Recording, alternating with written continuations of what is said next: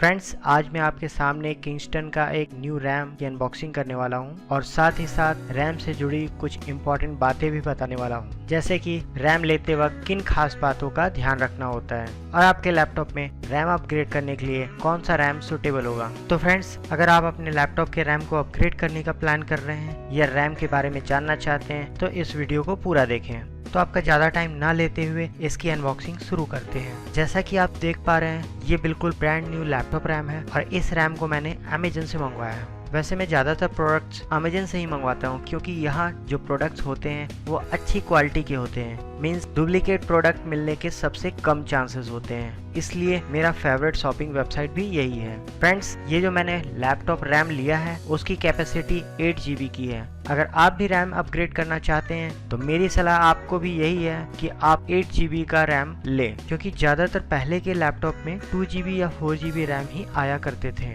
और अगर आप 8 GB का रैम लेते हैं तो आपके रैम की टोटल कैपेसिटी 10 से 12 GB हो जाएगी, जो कि किसी भी हैवी वर्क के लिए सफिशिएंट होगा। और फ्यूचर में अगर कोई भी न्यू लैपटॉप लेते हैं उसमें भी इसका यूज कर सकते हैं। अगर आपने 4 GB का रैम लिया तो अभी तो नहीं, पर बाद में हो सकता है आपको लगेगा कि 8 GB वाला रैम लिया होता तो ज़्यादा अच्छा था। सबसे पहले मैं आपको बता दूं कि अगर आप लैपटॉप का रैम अपग्रेड करने का प्लान कर रहे हैं तो आपको एक बात सबसे पहले पता करनी होगी कि आपके लैपटॉप में रैम का स्लॉट कितना है, क्योंकि आजकल के कुछ लैपटॉप में रैम स्लॉट 1 होता है और कुछ में 2। अगर आपके लैपटॉप में 2 रैम स्लॉट है तो आपको एक बात और पता करनी होगी कि कोई अनयूज्ड स्लॉट भी है या नहीं, क्योंकि अगर लैपटॉप में 4 GB का रैम दिया है तो कभी कभी कंपनीज 2 GB वाले 2 रैम भी लगा देते हैं। तो ऐसे केस में आपके दोनों रैम स्लॉट भरे होंगे और आपको रैम अपग्रेड करने के लिए एक पुराना रैम लैपटॉप से निकालना होगा और उसकी जगह पर न्यू रैम इंसर्ट करना होगा।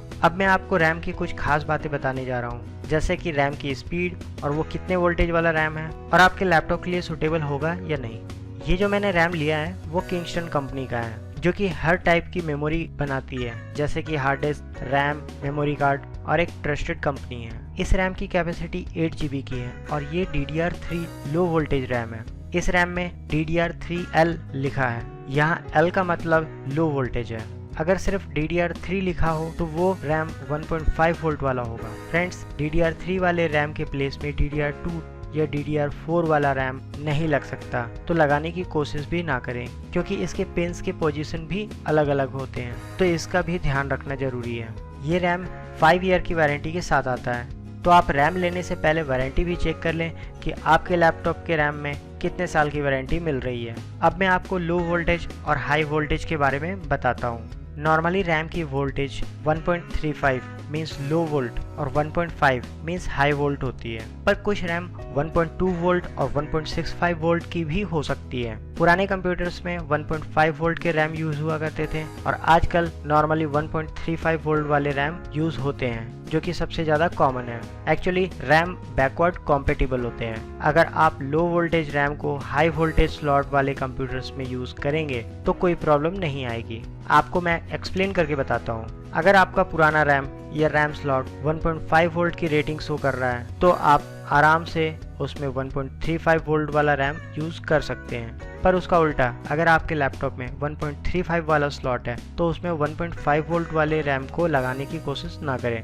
अगर आप बिना किसी कंफ्यूजन के रैम की मेमोरी को अपग्रेड करना चाहते हैं तो मैंने डिस्क्रिप्शन में रैम की लिंक दे दी है। अब बात करते हैं रैम की स्पीड की। जी हाँ, रैम की स्पीड। CPU की तरह रैम की भी स्पीड होती है, जैसे कि 1600 मेगाहर्ट्ज। जितना ज़्यादा इसकी स्पीड होगी उतना ज़्यादा फास्ट ये वर्क करेगा। पर हाँ, इसका मैक्सिमम स्पीड अगर सेट नहीं है तो आप बायोस में जाकर भी इसकी सेटिंग चेंज कर सकते हैं। पर हाँ, बायोस की अच्छी जानकारी हो तो ही उसकी सेटिंग में चेंज करें।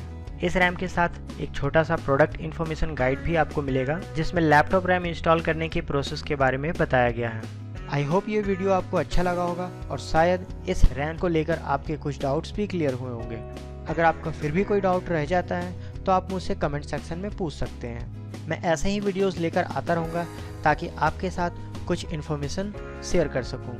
अगर आपको यहाँ कुछ काम की इन्फॉर्मेशन मिली हो तो प्लीज़ वीडियो को लाइक करें, और अगर अभी तक आपने चैनल को सब्सक्राइब नहीं किया है तो जल्दी से नीचे दिए गए रेड बटन पर क्लिक करें और सब्सक्राइब करें। चलिए मिलते हैं किसी और वीडियो में। फिलहाल के लिए गुड बाय।